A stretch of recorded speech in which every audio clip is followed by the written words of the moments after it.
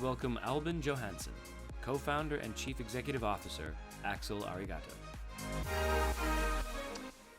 Hi, my name is Albin Johansson, and I'm one of the co-founders of Axel Arigato, a sneaker brand that was launched in July 2014. As you've probably already been noticing, my accent is not French, it's Swedish, so I will try to do my best here. The title of my presentation today is Throwing Out Tradition, and I'm going to speak about the changes that we have been seeing the last years and what we have been doing in order to adapt to them. I don't have to tell you what these logos stands for. You probably all are using them on a daily or at least weekly basis, both privately and professionally. But a question that I want to raise is whether brands are using these channels the way they are supposed to be used, or if we're just using them because we have to or because everyone else is doing it. A big thing the last years have been influencers and how they really have taken ground, especially since Instagram and Snapchat came up. And I think that a big reason for this is that they are always, pretty much at least, producing content for the different channels. And the different channels is not social media, TV, or print. Their different channels are Snapchat, Instagram, Pinterest, and their blogs. Whereas a lot of brands, I think, are producing content the same way they've always been doing, but they're just distributing it to some new channels or through some new channels. Some weeks ago, 2, 3, 4 weeks ago, Celine, as was mentioned before, started to use Instagram. So I would guess that pretty much every brand is on it right now. But we, as in the fashion industry, we usually put ourselves in the forefront of innovation and creativity. But I wonder, how innovative is it to use the same media channel, the main channel, as your local coffee shop, your local pasta restaurant, or something else? So again, are we using these channels because they are the best for us, that our peers or competitors are using them, or simply because we don't know anything better at this moment? Here's some interesting statistics. We don't have to speak about how it was at 2000, because that feels like 1,000 years ago in terms of consumer behavior. But let's speak about now, or at least 2015. The average attention span is 8 seconds. If you would do marketing to a goldfish, you would get 9 seconds. And for me, to be honest, I'm not sure if you would even get 8 seconds. Dr. Lisa Stroman, CEO and founder of Technology Center in Scottsdale, said, "The first thing that happens when you get that notification is there's a short burst of dopamine. It is the same pathway that actually highlights as drugs. And when our brains are filled with that happy feeling, we keep on scrolling." So I think this is worth having in mind when we are planning our marketing campaigns for months, and we do spend a huge proportion of our marketing budget into that campaign. And then when we distribute this content, the ones that will see it will notice it for 8 seconds. And then we're not even sure that 100% of your followers actually sees what you are what you're posting. Because on Facebook today, 1% of your followers will see what you post if you don't pay for extra reach. On Instagram today, according to my experience, it's between 20 and 40%.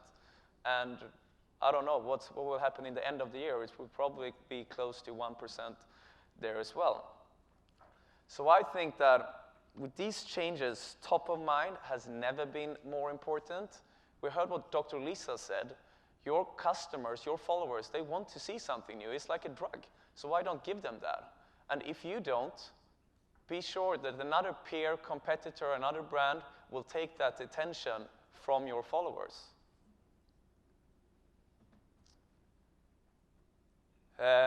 So we started to think about Axel Arigato in 2013. And back then, me and my co-founder, Max, We used to work with e-commerce and mostly the multi-brand sites. And we were fortunate to meet a lot of brands, speaking with them about their branding strategies, their marketing strategy, how they saw the future, and so on. And with that in mind, as well as being consumers on our own, being in this transformation, we actually thought that the ecosystem in the industry was wrong. There were so many different things to do, and a lot of brands out there had been working the same way as they had been doing for so many years. And at this time, there were some brands exploring the direct-to-consumer model here in the US. The most famous ones, I would guess, are Warby Parker, Everlane, and Bonobos. And they all proved that today, with the power of social media and smart marketing strategies, you don't have to have a huge budget, nor do you have to have a very strong wholesale partner network in order to create a brand. You can do it on your own. So we looked into this and thought, okay, this is very interesting and maybe potentially something for us, since no one is doing it with shoes, as is our favorite part of this, of the whole apparel and accessories category. Another thing that made it more interesting was the fact that if we wouldn't rely on other partners, we wouldn't have to give out margin, and we could offer the same kind of product for a more accessible price. One thing that we did think was wrong, and still in the same way actually think, is how products are being launched and distributed. We, as I said, we came from the multi-brand side, and if you go into them, it doesn't matter if it's high-end websites like Matches, like Net-a-Porter, or lower-end or mid-price. All you will see, and everything that they want to push, is the X amount of latest styles, like 100 styles this day, 500 per week, and so on. But mono brands, usually on average, we do 2 to 4 collections a year. Why is there a difference here?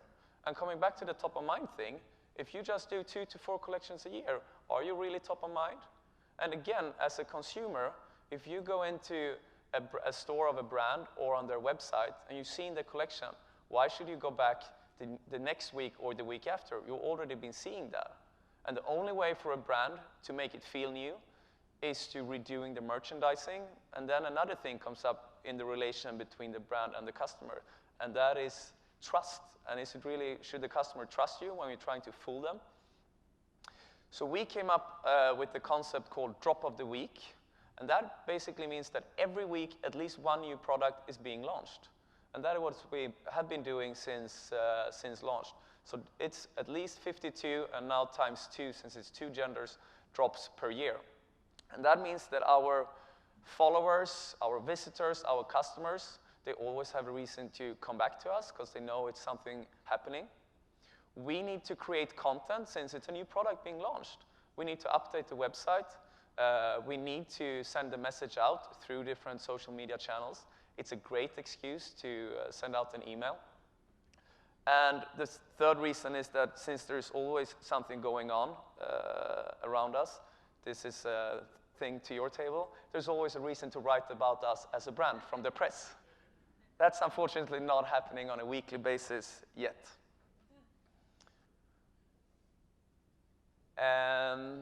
So we had an idea. We knew how we wanted to launch the products and distribute them. Now it was also about how to get the brand out there, how to create the brand and increase the brand awareness. And we didn't have any marketing budget to put into it.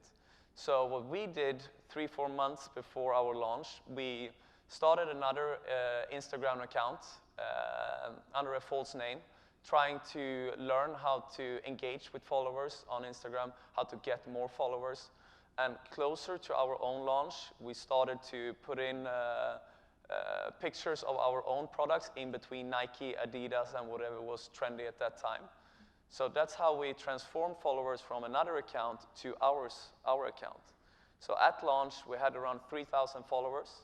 It was a demand for our products. So 5 minutes after we launched the website, we hadn't even sent out a message yet. the first order came. And within 2.5 days, we had sold to 14 countries on 3 different continents. And that was of course very funny. It was a relief that I didn't quit my job and do something really bad and wrong.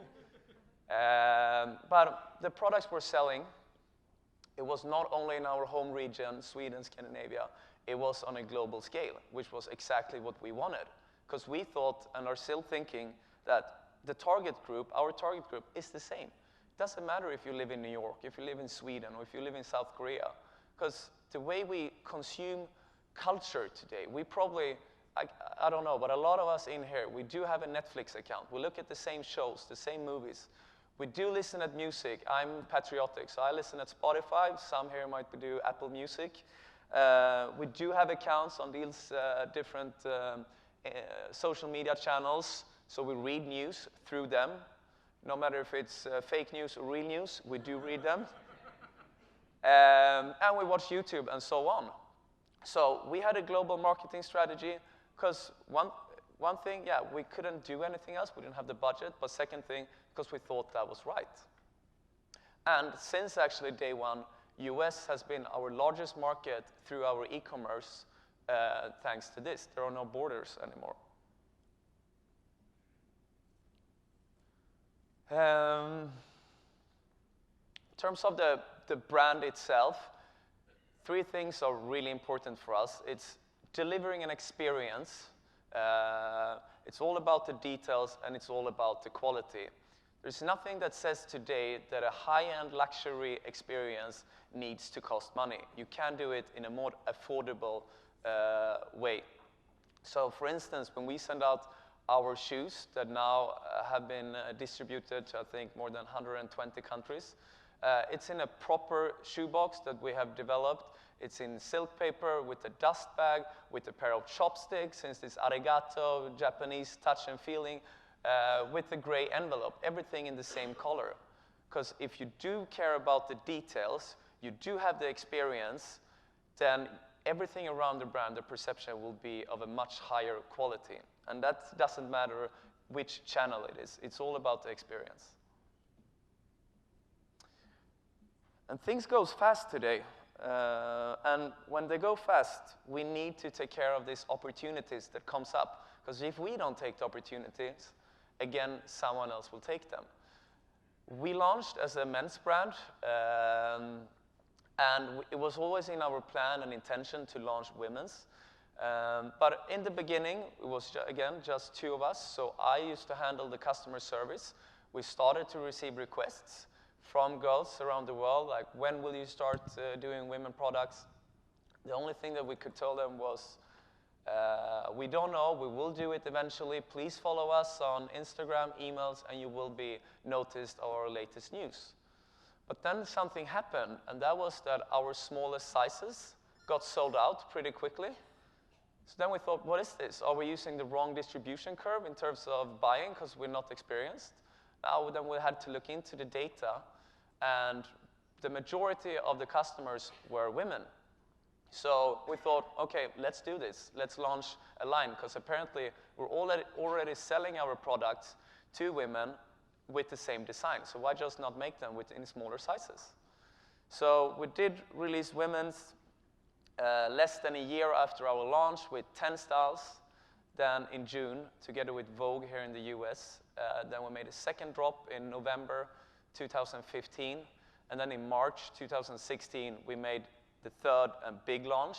So the first 2 launches was just to create a hype and brand awareness so that we could start selling when we were actually ready to do the proper launch. Because we weren't ready to do the launch or a big launch at the first time. And since then, we have done and worked with the drop of the week concept for women as well.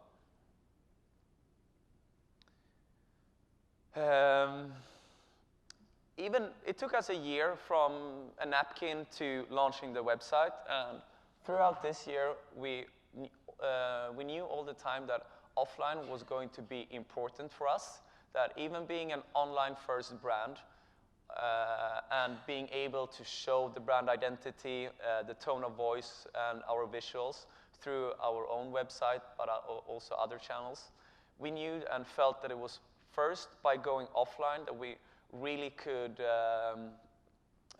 show the real DNA and create an experience around the brand.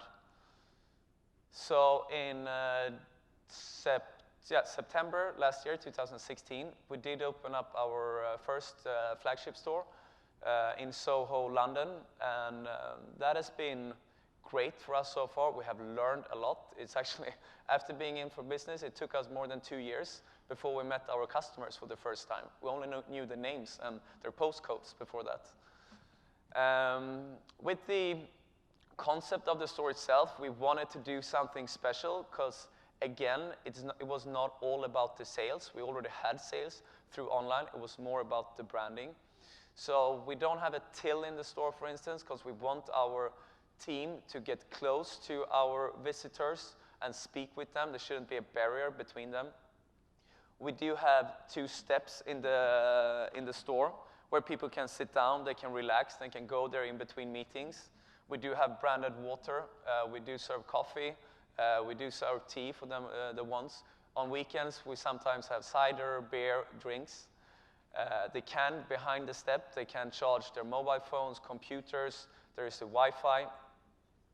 And the store itself is, as much as it is a selling space, as much it is a cultural hub.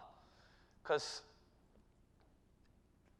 being online and being an online brand, and the transition that we have seen now for the last 2.5 years is just so tremendous. I don't know how long it took for the print industry to decrease, but it took Instagram 2 years. Since they changed their algorithm in, I believe it was in March, April last year, Instagram is not what it used to be. It's not a channel that we even believe in anymore. People that I knew or know that used to make a lot of money on Instagram a year, 2 years ago, they're not even working on Instagram anymore because it's not a good channel for them. And this is the same for us. We don't get the same ROI being there, so we need to find out on new things to do. And the store is great for us in this sense. Like, we don't believe in the footfall is decreasing. For us, it's just going like this. It's going skyrocket high. Our store actually had to close down on Saturday because it was too many people in there and we couldn't take care of them. And a funny thing about how we see the strategy that we have in the store is when I usually go from the store and home to the place that I live in London, then I cross by Oxford Circus. And by Oxford Circus, it's usually a group of guys doing dance performance at night. And every time I go by it, it's at least 50-60% of the audience standing with their mobile phones. They're doing Snapchat, they're doing Instagram stories, they are, whatever they are doing, Facebook Live, Periscope. But the thing is not where they are, the thing is they are recording it. So it's about creating content that your visitors, followers, customer can take forward. And in our store, we have had, because it's not, again, only about us, we are selling other brands to show that we do appreciate other brands and that we like them. We have had other brands showing the latest collection and artists presenting the latest LP and so on. I understand that we're still are being seen as a sneaker brand because that's majorly the focus that we are doing, our products. But now we're tapping into more product categories in order to extend the brand. So last fall, we did introduce bags, a very small collection. It has been continued in beginning of spring. And then last week on Thursday, we launched our first Capsule Collection in our store and online. And for us, it just has been great because people have requested these kind of products, and then when we're launching it, they are starting to sell immediately. So that has been very, very fun to see. So to sort of try to wrap it up here, throwing out tradition, we think that as a brand and in this overheated industry, you always have to question yourselves. You always have to ask, who is our customer? And are we actually there for our customer? Are we doing the right thing? Because the minute that we're not doing the right thing or not even doing things, we can be sure that there will be no conversation about us, and once there is no conversation about us, the brand is already dead, and then it's too late. Thank you.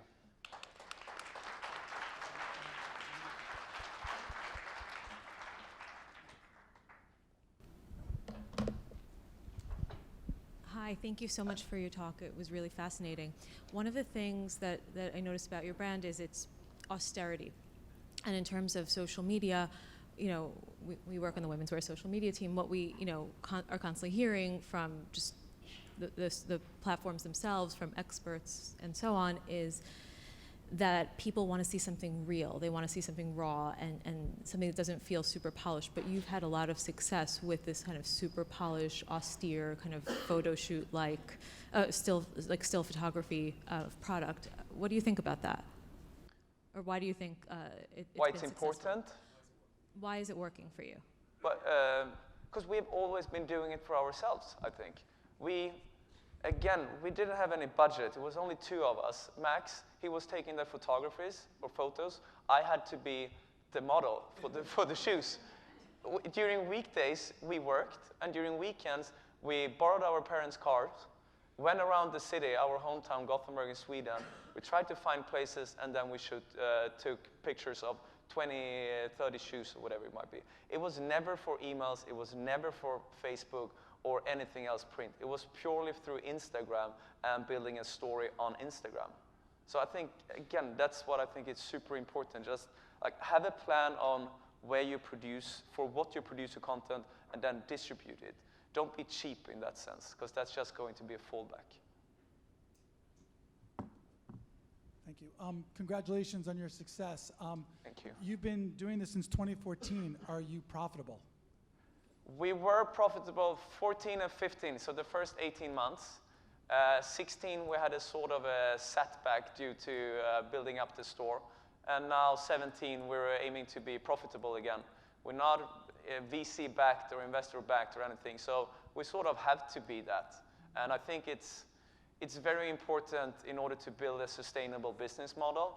It's to aim for being profitable, because otherwise, now I'm taking the e-commerce industry, but a lot of brands and companies, when they have a lot of money to spend, they also pay like 100, 200% of their average order value in customer acquisition.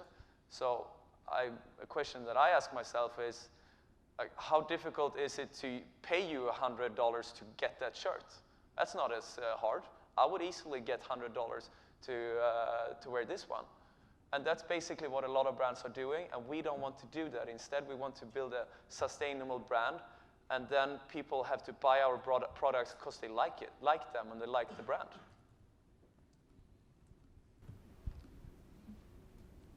Hey, congratulations on everything. I also own a brand. And I've seen that. We started kind of the same way you did, very grassrooted.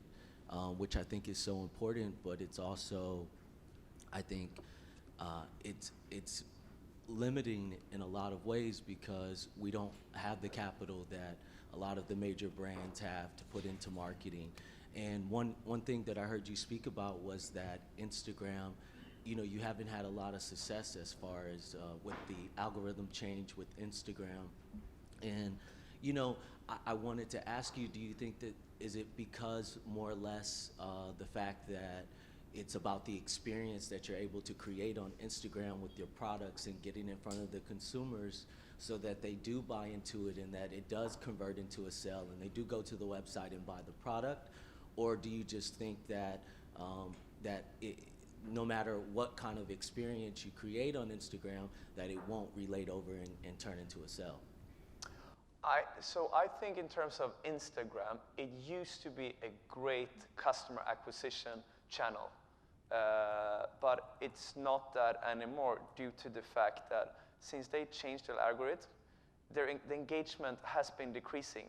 There are, of course, some brands that are still seeing a pretty high engagement, but most of the brands or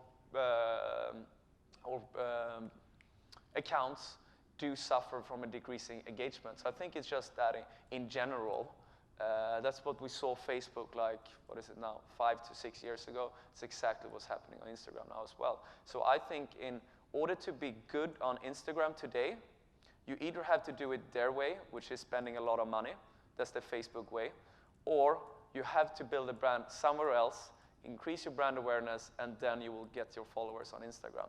This is not necessarily true, of course, but I think to a large extent, that's what I believe in. Awesome. Congratulations. Yeah, thank you. You too.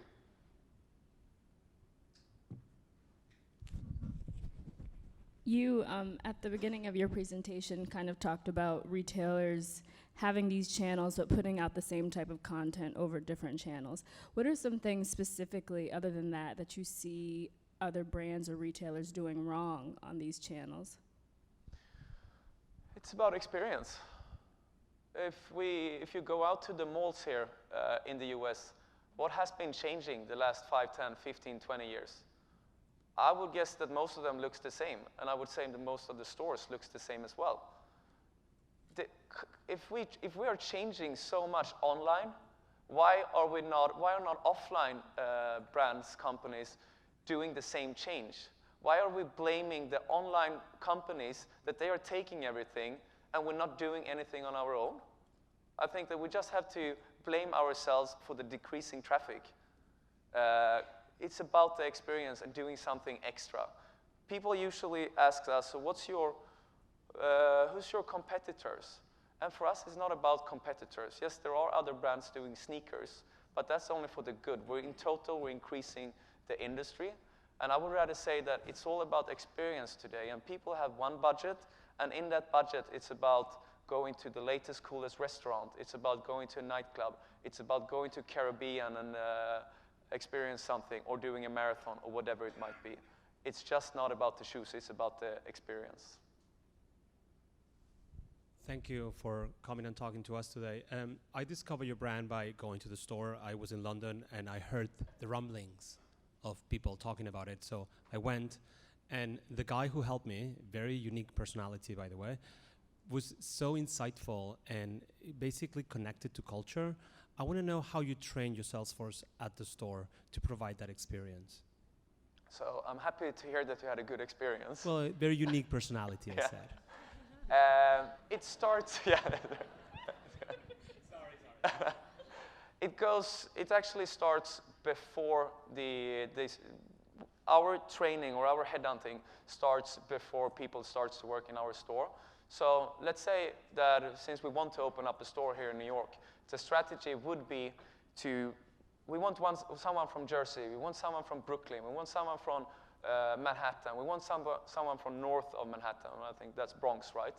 And potentially we probably need to be more Queens, because we need to know what's happening around the city. We need to know which are the coolest bars, who's the coolest restaurants, what are the latest brands, because first by then, us as a brand, we as a brand can go in to do anything else. That's how we become an institution that is stronger than our actual products. So once we have found these key people, then we make sure that everyone has their area, if that's latest brands, restaurants, bars, and then they speak about it on a weekly basis.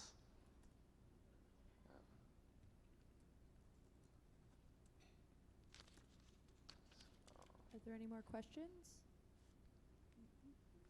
Thank you so much. That's all the time. Thank you.